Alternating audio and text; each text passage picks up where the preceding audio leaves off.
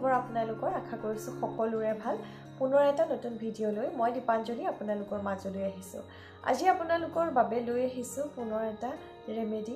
যেটো ৰেমেডিৰ সহায়ত আপুনি আপোনাৰ ছালখনৰ উজ্জ্বলতা বৃদ্ধি কৰিব পাৰিব ড্ৰাই স্কিনৰ লোকসকলৰ কাৰণে আজি ৰেমেডিটো যথেষ্ট উপযোগী এতিয়া যেহেতু অলপ ঠাণ্ডা পৰিছে আৰু এতিয়াৰ পৰা আপোনালোকে এনে ধৰণৰ ৰেমেডি ব্যৱহাৰ কৰিবলৈ আৰম্ভ কৰি দিয়ক যেতিয়া ঠাণ্ডা বেছিকৈ পৰিব তেতিয়া আপোনাৰ ছালখনৰ সমস্যাই বেছিকৈ দেখা নিদিয়ে গতিকে এতিয়াৰ পৰাই আপোনালোকে খুব ভালদৰে আপোনাৰ ছালখনৰ যত্ন লওক বজাৰৰ আপোনালোকে ফেচ ৱাছ কিনাতকৈ এনে ধৰণৰ আপোনালোকে ঘৰুৱা সামগ্ৰীৰে ৰেমেডি প্ৰস্তুত কৰি আপুনি আপোনাৰ ছালখন খুব ভালদৰে সাফা কৰিব পাৰে আমাৰ কেতিয়াবা কি হয় পৰছত লেতেৰা জমা হৈ থাকে ভালদৰে সাফা নহয় এই ৰেমেডিটো যদি ব্যৱহাৰ কৰে আপোনাৰ ডেড স্কিনৰ লেয়াৰো ৰিমুভ কৰিব লগতে ছালখন বগা আৰু উজ্জ্বল কৰি তুলিব প্ৰত্যেককে একেবাৰে সহজতে তৈয়াৰ কৰিব পাৰিব মাত্ৰ দুটা সামগ্ৰী মই ব্যৱহাৰ কৰিছো প্ৰাকৃতিক সামগ্ৰীয়ে কিদৰে আপোনাৰ ছাল আৰু চুলিৰ যত্ন ল'ব পাৰে এনে ধৰণৰ ভিডিঅ' মই নিয়ৰদীপা লাইফষ্টাইল চেনেলটো শ্বেয়াৰ কৰি থাকো ঘৰতে বহি 1 টকা খৰচ নকৰাকৈ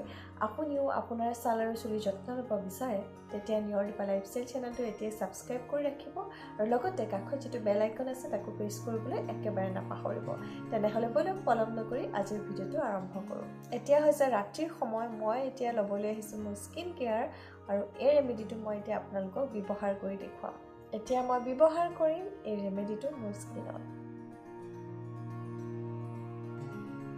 এটো এটা হৈছে ক্লিনজাৰ যদি আপোনালোকে ক্লিনজাৰটো আপুনি স্কিনত এটোৰে এপ্লাই কৰে চাব আপোনাৰ স্কিনখন যথেষ্ট বগা আৰু উজ্জ্বল হৈ পৰিব এসপ্তাহতে আপোনালোকে খুব ভাল ৰিজাল্ট পাব ৰেগুলাৰ আপোনালোকে ব্যৱহাৰ কৰি চাব ফ্ৰিজত ষ্ট'ৰ কৰি ৰাখিব আপোনালোকে এসপ্তাহৰ কাৰণে ব্যৱহাৰ কৰিব পাৰে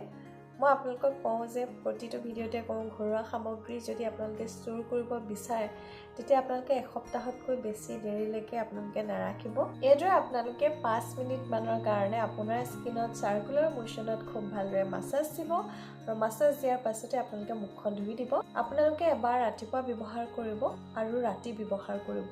এসপ্তাহ আপোনালোকে ৰেগুলাৰ ব্যৱহাৰ কৰি চাওক আৰু এসপ্তাহতে আপুনি আপোনাৰ ছালখনৰ যথেষ্ট উজ্জ্বলতা বৃদ্ধি কৰিব পাৰিব এতিয়া মই মুখখন ধুই আহি পেলাই আপোনালোকক ৰিজাল্ট শ্বেয়াৰ কৰি আছো আৰু ইয়াত দেখিছে ফাইনেল ৰিজাল্ট মই মুখখন ধুই আহিছো আপোনালোকক মই কৈছিলোৱে ড্ৰাই স্কিনৰ কাৰণে যথেষ্ট উপযোগী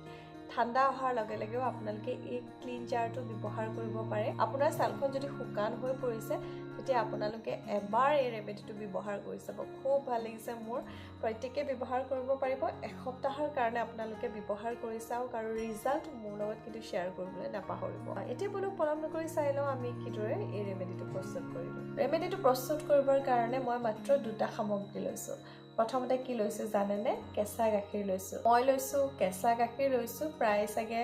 4-5 চামুচ মান আছে ইয়াৰ পিছত মই ব্যৱহাৰ কৰিছো কি জানেনে ওটছ ব্যৱহাৰ কৰিছো ওটছ প্ৰায় মই 3 চামুচ মান ব্যৱহাৰ কৰিছো নেচাৰেল ক্লিনজাৰ হিচাপে আপোনালোকে ওটছ ব্যৱহাৰ কৰিব পাৰে বৰ্তমান বিভিন্ন প্ৰসাধন সামগ্ৰীত ওটছ ব্যৱহাৰ কৰা হয় ঘৰুৱা চাবোনতো আপোনালোকে দেখিছে ওটছ ব্যৱহাৰ কৰা হয় বিভিন্ন ধৰণৰ ক্ৰীম হওক বিভিন্ন ধৰণৰ প্ৰসাধন সামগ্ৰী বৰ্তমান ওটছেও জনপ্ৰিয়তা লাভ কৰিছে প্ৰায় 3 চামুচ ওটছ মই ইয়াত যোগ কৰিছো আৰু এতিয়া খুব ভালদৰে আমি মিক্স কৰি লম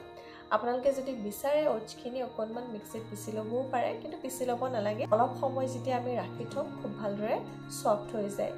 এতিয়া এই দুইটা বস্তু মই 5 মিনিটৰ কাৰণে ৰাখি থম তাৰ পিছতে মুখত ব্যৱহাৰ কৰিম আপোনাৰ ছালৰ বাবে যথেষ্ট উপযোগী আমাৰ ক্লিনজাৰটো তৈয়াৰ হৈ গ'ল যেটোত মই কেঁচা গাখীৰ আৰু ওটছ ব্যৱহাৰ কৰিছো আপোনালোকেও এনে ধৰণৰ সৰু সৰু বিউটি টিপছ কিছুমান ফলো কৰি আপোনাৰ স্কিনখনৰ খুব ভালদৰে যত্ন ল'ব পাৰে কেনেকুৱা লাগিলে ফ্ৰেণ্ডছ আজি ভিডিঅ'টো মোক কমেন্ট কৰি ক'বলৈ নাপাহৰিব যদি ভাল লাগিলে ভিডিঅ'টো প্লিজ লাইক কৰিব যিমান পাৰি শ্বেয়াৰ কৰিব আপোনাৰ ফ্ৰেণ্ডছ সাৰ্কলৰ মাজত আৰু এটা নতুন ভিডিঅ' লৈ মই দীপাঞ্জলি পুনৰ আহিম আপোনালোকৰ মাজলৈ আজি ভিডিঅ'টো ইমানতে শেষ কৰিছো ধন্যবাদ